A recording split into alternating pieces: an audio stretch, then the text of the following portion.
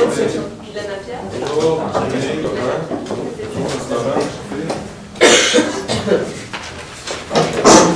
bonjour tout le monde, hi everyone. Donc, juste pour que ça soit clair, on aimerait que vous resteriez dans la salle tout au long de la présentation pour éviter les va-et-vient. On va donner 20 minutes pour la présentation. On va donner aussi un avertissement à 10 minutes, 5 minutes, 2 minutes et aussi 30 secondes. Puis 5 minutes restant à la fin pour les juges pour poser des questions. Est-ce qu'il y a des questions?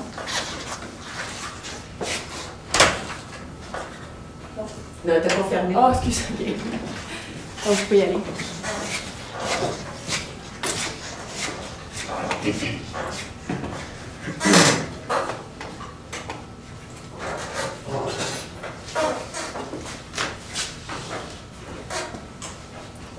$40 000. 40 000 c'est le montant de subvention reçu en 2013 que nous, notre organisme Défi Jeunes en santé, devrons rembourser cette année en raison de mauvaises prévisions budgétaires. En tant que membre du conseil d'administration, vous savez que chaque dollar est important et compte. C'est d'ailleurs la raison pour laquelle nous sommes ici aujourd'hui, moi-même, Chandré Millette, Mathieu Notte et Annie Etu, en tant que trésorier du conseil d'administration, pour faire le point justement sur la situation actuelle du défi Jeunes en santé. Donc, le plan de présentation, on va commencer avec une analyse de la situation actuelle, on va regarder où est-ce qu'on en est. On va ensuite parler des problèmes comptables qui touchent l'entreprise et leur impact justement sur les prévisions financières. On va ensuite parler de management, donc on va parler des contrôles, des différents aspects qui sont reliés justement à l'information financière. Et on va ensuite finir avec quelques autres considérations qui sont importantes pour nous. Donc, commençons avec la situation actuelle. Notre mission, sensibiliser les jeunes de 13 à 17 ans aux questions de santé qui touchent les drogues, obésité, dépendance, aussi électronique, excusez-moi, aux autres médias et aussi à l'alimentation. L'analyse interne. Donc, commençons vraiment avec la force. On a un haut taux de participation de l'activité, donc on met des activités en place pour sensibiliser les jeunes et il y a une très forte participation. On a beaucoup de bénévoles très compétents dans différents secteurs médicaux qui sont très présents. On a un statut d'organisme de bienfaisance qui vient d'être atteint en décembre 2013, qui est un très gros atout pour notre organisme, étant donné qu'on va pouvoir maintenant émettre des reçus d'impôts par rapport aux dons qui vont être faits. Au niveau des faiblesses, on a besoin de nouvelles sources de financement. On a aussi une dépendance économique envers le gouvernement, étant donné la nature des subventions qu'on reçoit. On a un excédent qui est en diminution par rapport à l'année antérieure. Et on a aussi le départ de Justine, qui était une des 3 fondatrices qui vient tout juste de quitter, qui était très importante pour nous. Au niveau d'analyse externe, les opportunités, on a le site web qui a tout récemment été créé, qui est très bon pour faire la promotion des activités, qui pourrait aussi être utilisé dans une année rapprochée pour faire des dons en ligne, on va en parler un petit peu plus tard. On a aussi un plan de financement qui est efficace en ce moment. Au niveau des menaces, on a les subventions de gouvernement qui ont échu cette année en raison des mauvaises prévisions, donc c'est vraiment quelque chose qu'il faut faire attention. On a aussi beaucoup de compétitions avec d'autres organismes de bienfaisance pour les subventions de gouvernement, donc il faut montrer justement qu'on les mérite. Au niveau des objectifs stratégiques, donc on a le bien-être social et communautaire et la santé des jeunes. C'est vraiment la mission dans le fond de l'entreprise et c'est la raison pour laquelle justement l'organisme existe et agit à chaque jour. Maintenant, on va continuer avec les problèmes comptables. Pour ce qui est des problèmes comptables, tout d'abord, on a 2 sortes de manières de comptabiliser lorsqu'on est dans une OSBL. Donc, la méthode du report et la méthode des fonds affectés. On sait que le gouvernement donne des subventions sur 35% des charges qui sont directement affectées aux activités. À ce moment-là, c'est vraiment pertinent de se pencher sur laquelle des méthodes va vraiment donner une belle image claire au gouvernement par rapport à ça. Donc, les facteurs décisionnels. Évidemment, les utilisateurs des états financiers, donc le conseil d'administration, vous. Le gouvernement ainsi que les donateurs. Donc, on sait que le gouvernement, comme on vient de le dire, regarde beaucoup les charges qui sont directement attribuées aux activités directes. Il y a également les donateurs, si par exemple ils font des fonds affectés, ce qui ne semble pas être le cas pour l'instant, mais quand même, s'ils en font, c'est pertinent de montrer vraiment les fonds affectés, mais également les activités vraiment distinctement. Donc, la méthode du report. Donc, ça présente les activités distinctement. C'est pertinent pour les utilisateurs des états financiers. La méthode des fonds affectés. Donc, ça présente les fonds qui sont affectés distinctement avec le fonds d'administration générale. Par contre, toutes les autres activités qui ne sont pas affectées vont rentrer dans le fonds d'administration générale, ce qui donne une moins bonne vue d'ensemble lorsque, par exemple, pour le gouvernement ou pour les activités vraiment distinctes qui intéressent les donateurs.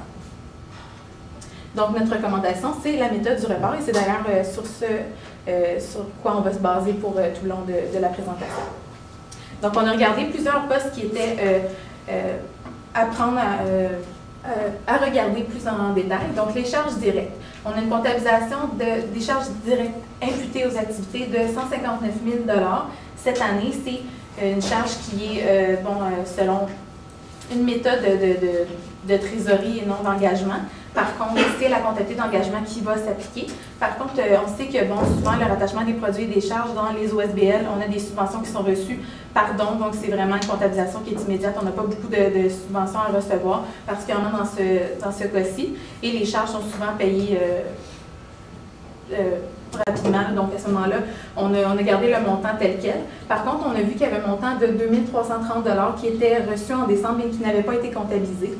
Donc, à ce moment-là, c'est un risque de sous-évaluation des charges parce que, selon la comptabilité d'engagement, les frais de nourriture engagés étaient en décembre, donc rentraient dans l'année de 2013 et ça doit donc être inclus dans les charges de l'année. Donc, ça a un impact à la baisse sur le bénéfice, évidemment. Pour ce qui est des dons en biens, donc on a eu des dons, juste en 2013, des dons de matériel qui n'étaient pas justement chargés.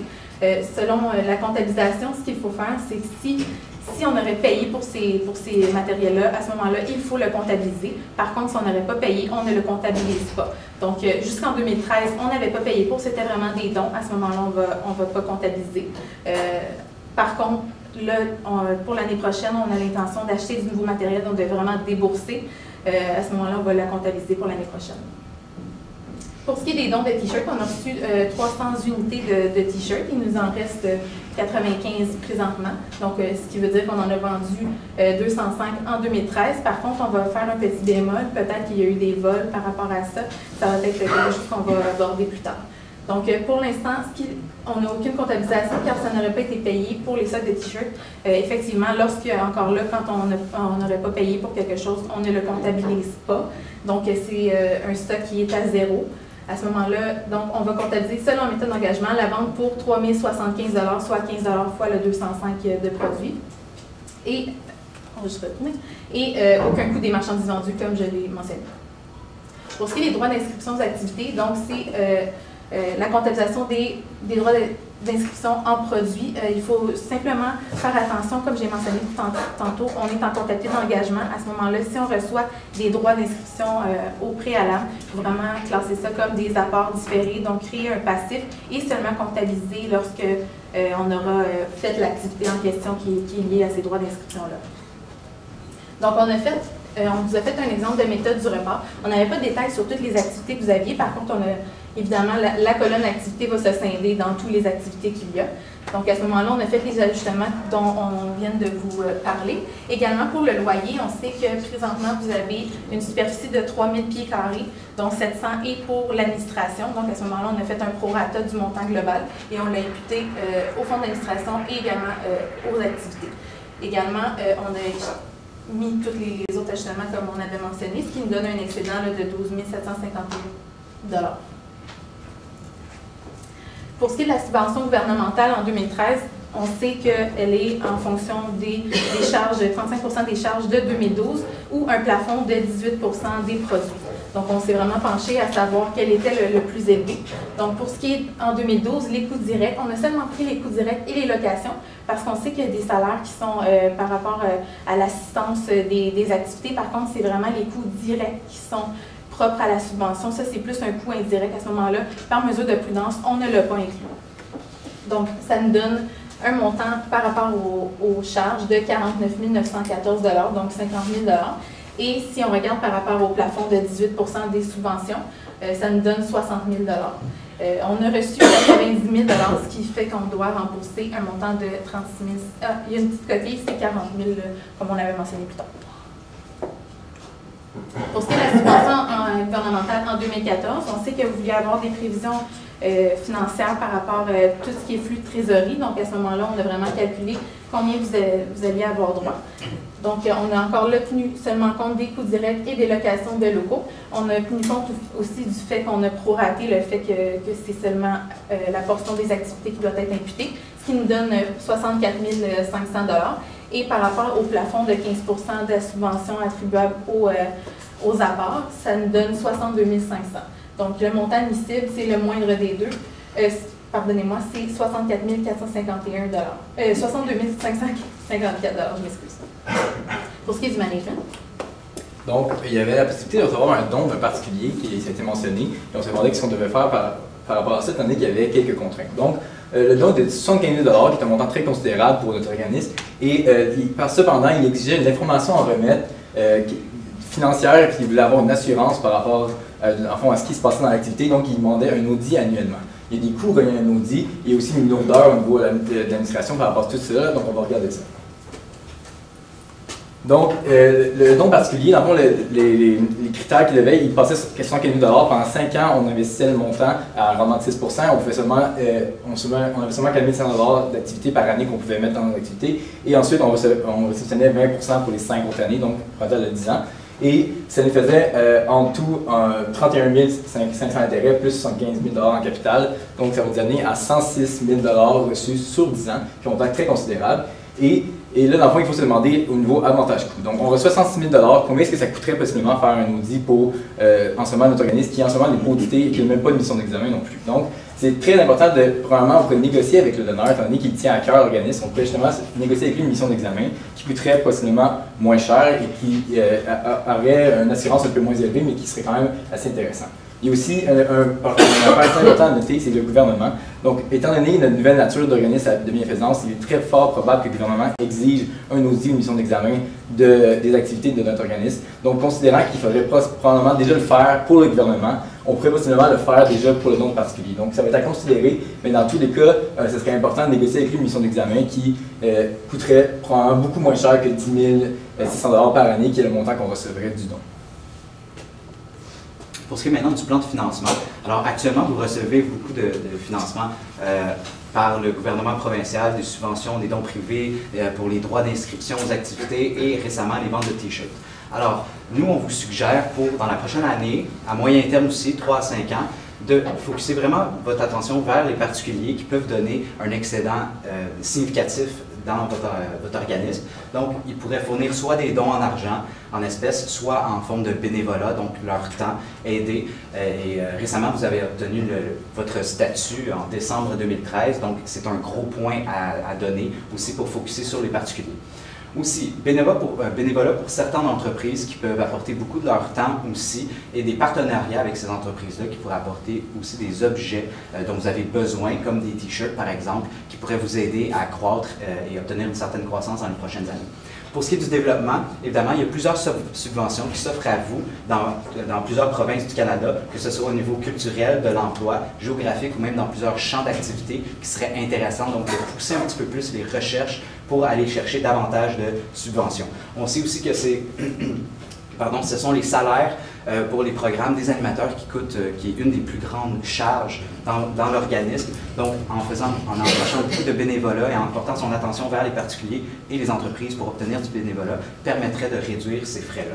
Pour les coûts directs et de fourniture aussi, en faisant des partenariats avec les entreprises. Alors, pour maintenant, à très court terme, on peut procéder à des affiches dans la communauté d'une façon rapide, aller chercher l'attention, des séances de découverte pour les jeunes, un logo accrocheur qui permettrait d'attirer l'attention dans toute la ville et publicité des services rendus, donc de montrer l'impact sur la communauté que votre organisme, que notre organisme aurait. Et puis, on sait aussi que vous êtes contre les médias sociaux, tout ce qui est de rester accroché sur les médias sociaux. Donc, ce serait une bonne idée de le faire d'une façon site web ou de bouche à oreille. Pour ce qui est des contrôles, évidemment, la réceptionniste ouvre tout le courrier, donc il pourrait y avoir des problèmes à l'intérieur de ça, que ce soit au niveau des dons en argent, donc il y aurait une sous-évaluation des apports, il y aurait un risque de vol aussi, donc une opportunité pour elle de prendre ces montants-là. Donc notre recommandation serait de référer le courrier à Alicia, de mettre toutes les lettres dans une boîte sous clé, et puis la charge de travail, il faudra aller vérifier exactement quelle est la charge de travail d'Alicia, mais pourrait séparer aussi certaines tâches avec la réceptionniste pour, je ne sais pas, documenter tous ces dons-là. Alors maintenant, la compétence de la tenue de livre. C'est bien important puisque là, vous êtes en phase de croissance, de vous questionner sur la compétence de cette personne-là qui va jouer un grand rôle dans le futur. Donc, l'impact, évidemment, la croissance de l'organisme qui est prévu dans les prochaines années, aussi avec la diversification des activités qui pourrait jouer un grand rôle. Donc, notre recommandation, faire réviser son travail de temps à autre, vérification exactement quelles sont les erreurs qu'elle pourrait faire, qu'elle va faire et qu'elle a fait. Donc, il y aurait une possibilité d'externaliser cette tâche-là. Et le travail devrait augmenter prochainement avec justement le statut que vous avez obtenu en décembre 2013. Alors maintenant, le problème, collecte de fonds hors du contrôle de l'organisme. Donc évidemment, ce sont des montants qui sont significatifs pour vous. Donc il y aurait possibilité de sous-évaluation, exactitude des montants. Il faudrait aller voir exactement quels sont les contrôles lors de ces collectes de fonds-là pour s'assurer que tous les montants sont bien présentés et sont bien reçus aussi. Donc demander une assurance et on peut parler d'un mandat spécial pour voir toujours se baser sur l'avantage coût, là, évidemment, si ça coûterait trop cher. Mais on pourrait parler d'une disposition contractuelle là, à un contrat. Pour ce qui est des collectes de fonds qui rapportent beaucoup d'argent, donc il y aurait une possibilité de vol à ces moments-là dans des supermarchés ou par porte à porte. On sait que c'est quand même un organisme de bienfaisance, mais ces choses-là peuvent arriver. Et pour cette raison-là, mettre des cadenas sur les boîtes de collecte ne serait pas une mauvaise idée, ce serait une idée qui serait relativement très facile à mettre en branle. Faire des comptages en fin de journée par la personne, une personne pertinente là, pour faire cette tâche-là, et des informations sur les bénévoles, donc qui a donné son temps à ce moment-là, garder un registre de ces tâches.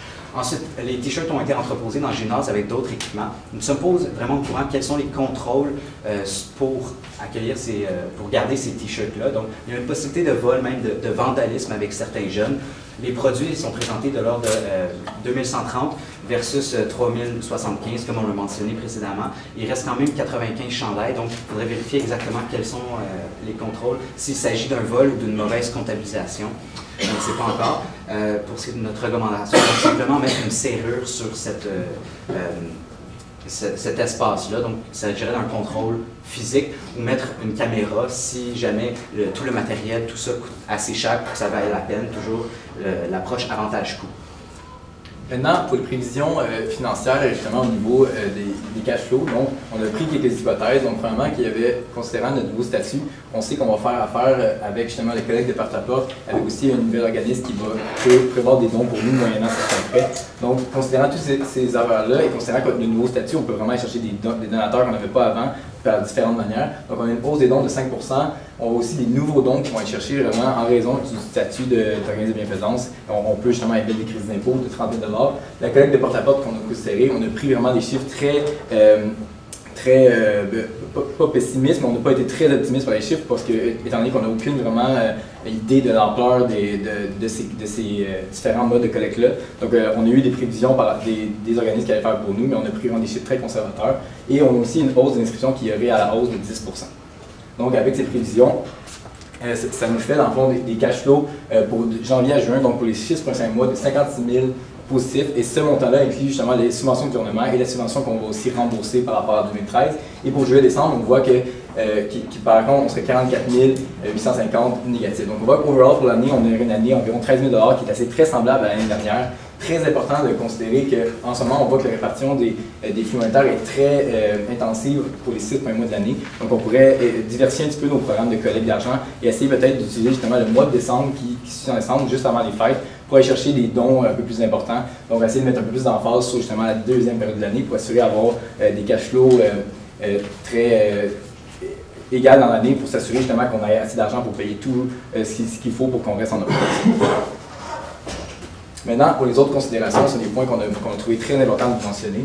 Donc, on va commencer avec les rencontres du conseil. Donc, on sait en ce moment, le conseil, on se rencontre seulement 2 fois par année. Considérant justement le départ de Justine, qu'on va parler d'ailleurs un petit peu plus tard, il faudrait peut-être qu'on se rencontre plus souvent pour s'assurer qu'on ait justement des processus en place et vraiment une vision globale et une meilleure prévision budgétaire. Donc, on aurait plus de coordination avec des activités, on serait plus au courant de ce qui se passe, on pourrait avoir des rapports. On suggérait minimumement de faire 4 rencontres par année, donc au trimestre. Ça aurait déjà plus de sens et on pourrait justement voir où est-ce qu'on est dans l'année et faire des ajustements par la suite.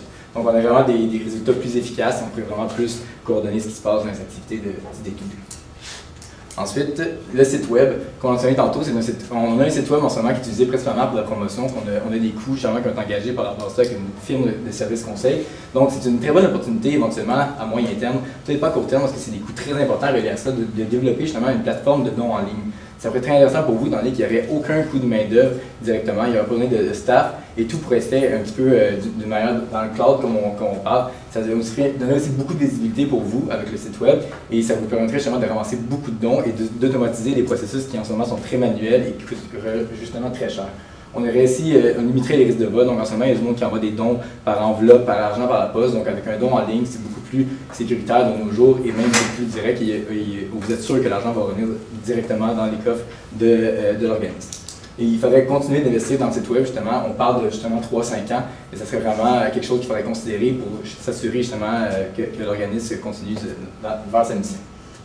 Pour ce qui est du départ de Justine, évidemment, ça amène une instabilité des prévisions pour les bénévoles, puisque beaucoup des bénévoles venaient avec Justine, son partenariat avec l'hôpital. Donc, voir si une entente est possible avec les professionnels, pousser beaucoup vers ce champ-là, puisque c'est important. Des impacts majeurs pour les activités. Donc, chercher un partenariat rapidement, un plan B. Pour ce qui est des autres considérations, évidemment, un organisme de bienfaisance avec moindre de 500 000 de revenus permettrait de passer en charge tous les actifs amortissables. Donc, ce serait une opportunité que vous n'auriez plus passé 500 000. Vous avez une dépendance au gouvernement pour l'instant pour tout ce qui est des cash flows. Les délais des états financiers, exactement, il faut passer, pour nous, vous demandez beaucoup en peu de temps dans le mois qui suit. Et donc, il faudrait beaucoup avoir d'apport pour ce qui est de la personne qui a la tenue de livre. Et on est là pour répondre à vos questions. Merci.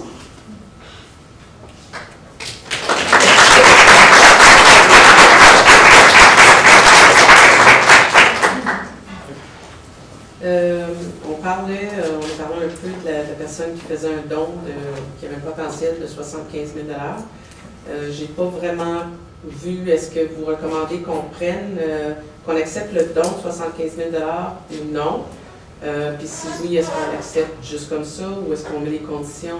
Qu'est-ce que vous suggérez? Donc, on a parlé, dans le fond, on va accepter le don, considérant qu'il va ramener dans les prochains 10 ans des rentrées monétaires de 106 000 $ avec les revenus d'intérêt et l'apport en capital. Il faudrait toutefois considérer justement l'avantage du bénéfice qu'on a mentionné, mais étant donné qu'on risque de devoir faire un audit ou un examen avec le gouvernement, donc les avantages sont vraiment plus grands, considérant qu'on va devoir faire un audit. Donc, si vous voulez... Est-ce que vous, parce qu'on dit, je veux dire, il faut que l'audit soit un audit clean, je cherche mon mot français, un audit avec aucune réserve, aucune opinion. Est-ce que vous pensez qu'on va être capable d'atteindre ça, considérant qu'on est un organisme à but non lucratif, qu'il y a des fonds qui arrivent un petit peu partout, qu'il n'y a pas nécessairement beaucoup de cash? Est-ce que vous pensez qu'on va être capable de se retrouver avec un audit sans réserve? En fait, ce qui va être surtout important, en mettant les applications des recommandations par rapport au contrôle interne et nous, en ayant vraiment un œil sur les états financiers avec la méthode du report, en s'assurant de la bonne comptabilisation, avec des ajustements, on va essayer de creuser davantage. C'est sûr qu'on va limiter beaucoup les risques d'erreur. À ce moment-là, de toute façon, c'est sûr que c'est pas un outil, c'est pas une assurance qui a absolument zéro erreur. Donc, c'est sûr qu'il va pouvoir en rester un petit peu, mais on va vraiment pouvoir, avec ça, essayer de pallier à la grande majorité de ce qui est significatif. Parfait. Moi, j'ai une question concernant le site web. Là, actuellement, c'est vraiment plus informatif. Ouais. Vous n'avez pas vraiment parlé de la manière de comptabiliser présentement, puis je voudrais savoir si cette manière-là pourrait changer si vous commencez à mettre les dons en ligne. Est-ce que les façons de comptabiliser seraient différentes? En fait, les dons en ligne, c'est la même chose qu'un don. Donc Non, je parle du site Internet. OK. La comptabilisation, est-ce qu'on comptabilise en charge ou est-ce qu'on comptabilise en actif, le site Internet? Le site Internet, on peut le comptabiliser comme étant... En fait, ça dépend des frais qui sont imputés. Donc, si vous avez fait des frais de développement qui étaient capitalisables à ce moment-là, on peut les capitaliser. Par contre, c'est très important de vraiment regarder les coûts qui sont afférents. Et il y a beaucoup de coûts qui sont en charge. Donc, les coûts récurrents d'année, par exemple, d'entretien du site web ou des choses comme ça, à ce moment-là, c'est pas capitalisable. Mais le reste, oui. Mais est-ce que c'est un choix ou c'est une obligation de compter? Bien, en fait, présentement, c'est un choix pour vous parce que vous faites moins de 500 000 $. Par contre, c'est vraiment important de le prendre en considération parce que là, vous faites un chiffre d'affaires, des apports d'environ 410 000 $.